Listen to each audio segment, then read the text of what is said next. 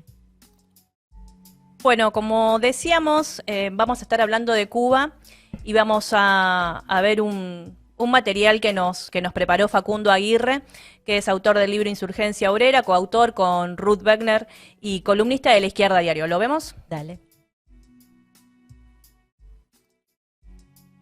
Las movilizaciones populares en Cuba son contra las consecuencias de las políticas restauracionistas de la burocracia castrista gobernante. Desabastecimiento, corte de energía, colapso sanitario y una devaluación del 2.400% de la moneda que pulverizó los ingresos del pueblo cubano. A eso hay que sumarle las consecuencias del criminal bloqueo norteamericano que ahoga económicamente a la isla. Es sobre estas movilizaciones y sobre estas demandas que se monta la derecha para agitar sus consignas contra el régimen como patria huida y abajo el comunismo en función de pedir una intervención directa del imperialismo. El bloqueo norteamericano fue la respuesta que dio el imperialismo a la Revolución Cubana de 1959. John Fitzgerald Kennedy le dio su forma definitiva en 1962, el mismo presidente que impulsó la invasión de los gusanos en Bahía de los Cochinos, la que fue aplastada por las milicias obreras y populares y su movilización. Como consecuencia del bloqueo, Cuba se calcula que ha perdido alrededor de 150.000 millones de dólares. Durante el gobierno de Bill Clinton, en la década del 90, se dictó la ley Helms-Burstyn que sostiene que el gobierno de los Estados Unidos podrá, con consulta con el Congreso, suspender las medidas contra Cuba si en Cuba se instaura un gobierno democráticamente elegido o un gobierno de transición que vaya hacia esos fines.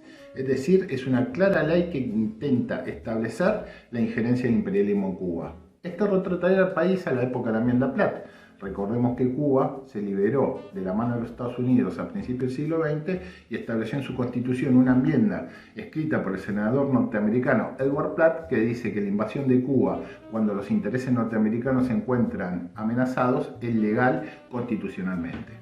Durante el gobierno de Donald Trump, Estados Unidos volvió a romper relaciones diplomáticas con Cuba y estableció 243 medidas adicionales para endurecer el bloqueo, incluyendo a Cuba en la lista de países promotores del terrorismo, lo que tiene como consecuencia que las empresas que quieren invertir en la isla puedan ser sancionadas por el Estado norteamericano.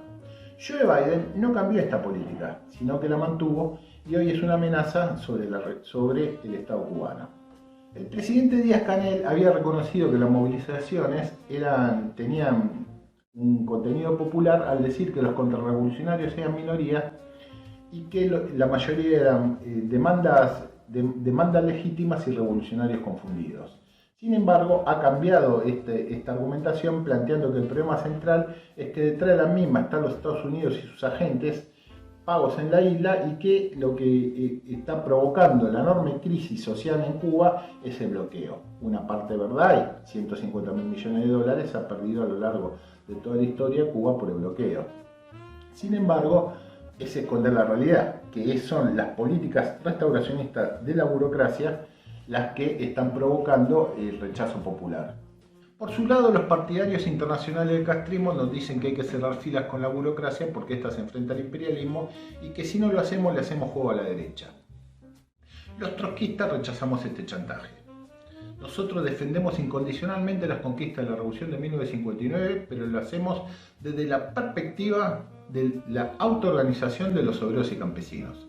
Para nosotros, la defensa de la Revolución cubana requiere la más amplia libertad de organización y derechos políticos y sindicales para el pueblo cubano. Solo así se puede desarrollar las fuerzas que pueden frenar no solo cualquier intento imperialista avasallar la isla, sino las políticas restauracionistas que son las que están amenazando con llevar verdaderamente a la isla al capitalismo.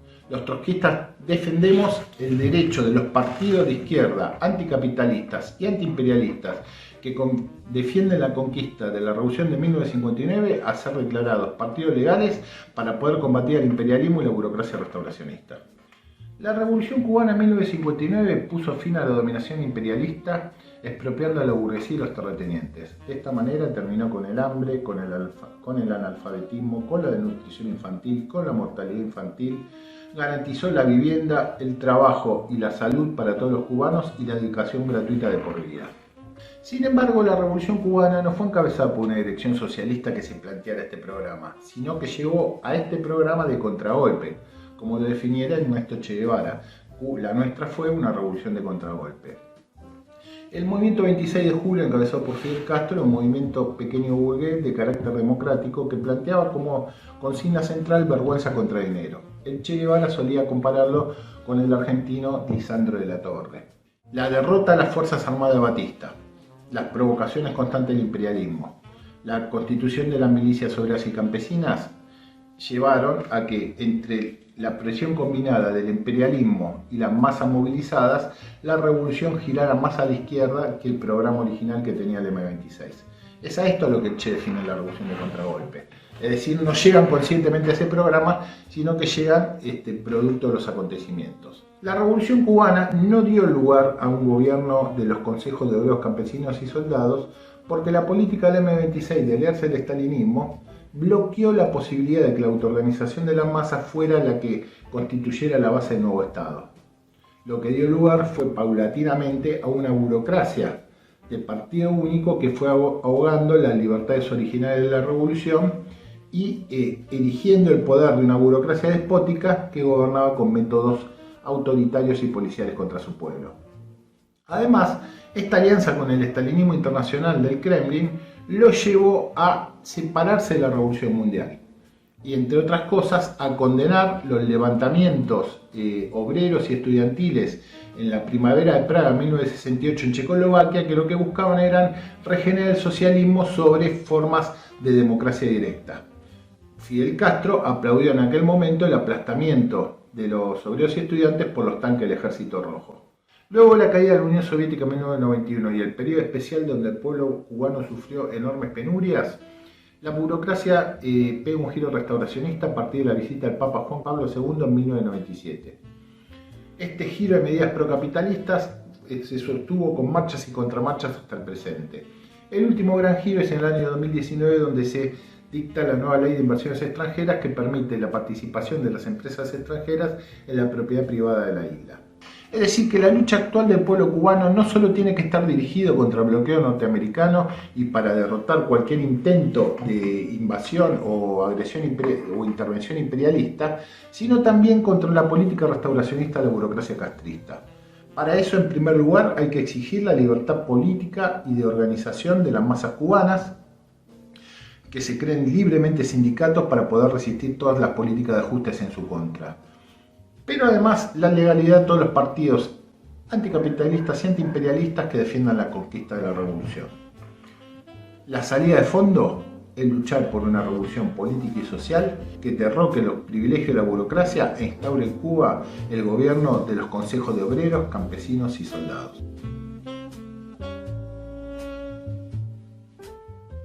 Excelente el informe que nos dejó Facundo Aguirre y te decimos que si te interesa nos podés dejar tus comentarios, alguna pregunta, nosotros la vamos a derivar a Facu y nos podés escribir también por las redes y te recomendamos, por si te interesa seguir el proceso de lo que viene llevando adelante el pueblo cubano, lo podés seguir también a través de las notas que se vienen saliendo cotidianamente en La Izquierda Diario.